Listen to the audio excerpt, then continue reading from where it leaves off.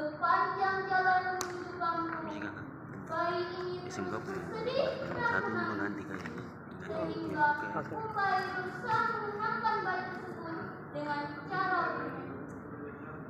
Mumbai bernyanyi, tawai koroi, rerui dan sunyi, mare ikum mare, yang artinya ular koroi pergi ke sungai hendak mengambil air untuk anaknya. Akhirnya bayi tersebut terdiam. Namun beberapa saat kemudian bayi ini kembali menangis. Ue.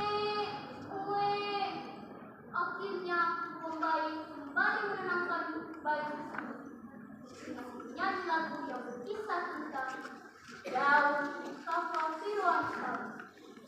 Bunyi lagunya, warang kafafiru, warang bayi tawai si, aku woi.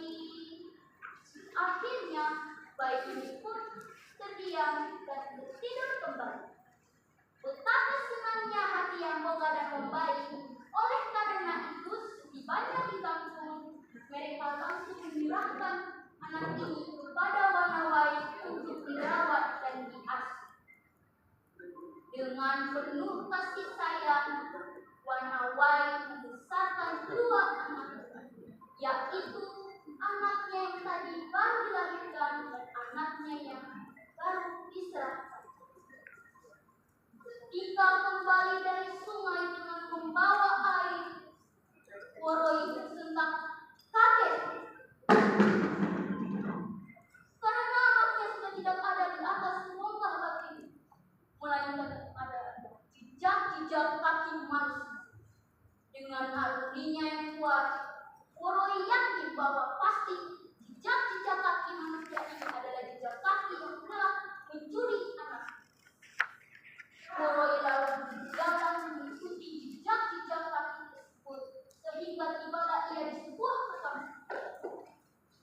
Malam itu, suasana kampung tampak sepi karena semua orang mulai tertidur. Woroi lalu mengirim masuk ke dalam rumah Wanawai hingga tibalah ia di dalam kamar Wanawai. Nampak oleh Woroi anaknya yang sedang tertidur pula bersama dengan Wanawai.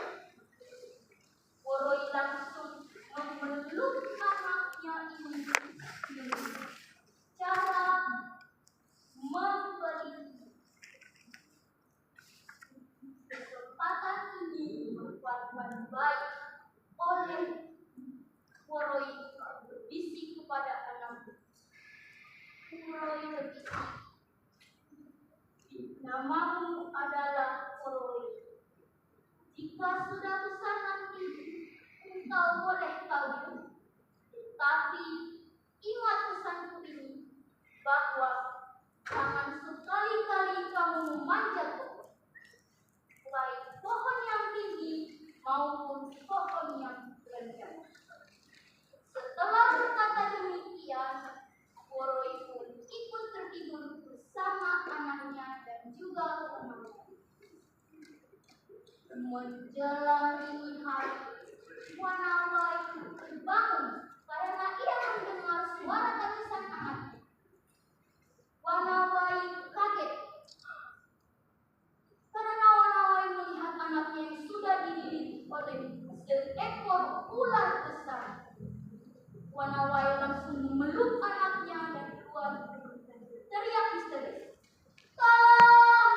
Tolong!" Semua warga kampung kaget.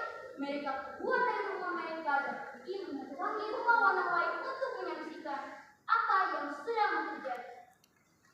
Timbullah suara-suara dari warga kampung akan Wanawai menyerahkan harta atau benda yang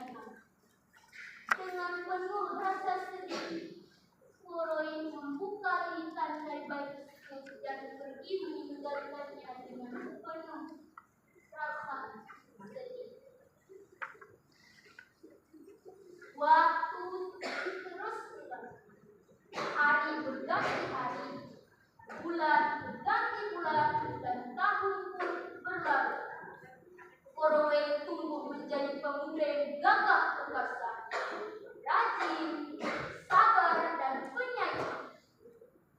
Suatu ketika, Korowei jatuh cinta kepada seorang perempuan yang ada di desa. Perempuan ini bernama Ucet. Mereka lalu diikat dalam sebuah hubungan pertunangan dan akhirnya mereka pun menikah. Hari-hari mereka dilalui dengan penuh sukacita. Hingga suatu ketika, mertua Korowei mengajak Korowei dan Ucendi untuk pergi ke kebun. Setibanya di kebun, mereka lalu beristirahat di bawah pohon yang rindang. Nampak oleh mertua Korowei sebatang pohon geremo yang lebat ujungnya. Oleh karena itu, mertua Korowei menyuruh Korowei untuk memanjat pohon tersebut. Karena taat dan patuh, akhirnya Korowei pun memanjat pohon tersebut tanpa berpikir apa yang akan terjadi kepadanya. Korowei telah melupakan pesan ibunya, Mama Ular, kala itu. Korowei kemudian memanjat pohon tersebut, sementara Ucendi dan mertuanya berdiri mengawasi dari bawah pohon. Nah, apa yang terjadi kemudian, teman-teman? Korowei jatuh, badannya berlumuran darah. Ucendi istrinya segera berlari untuk menolong suaminya ini. Namun, apa hendak dikata?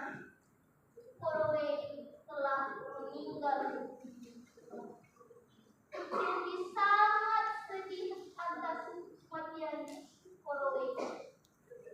Dan mertua Korowei dan Ucendi segera menyusun jasad Korowei untuk segera dibawa kembali ke kampung. Warga kampung menjadi gempar atas kematian yang ditimpa Korowei. Hati Ucendi hancur. Ia sangat terpukul atas kematian yang ditimpa suaminya. Dan akhirnya Ucendi pun ikut meninggal.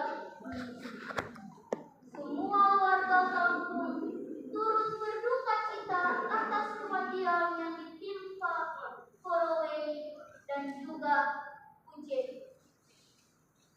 Nah,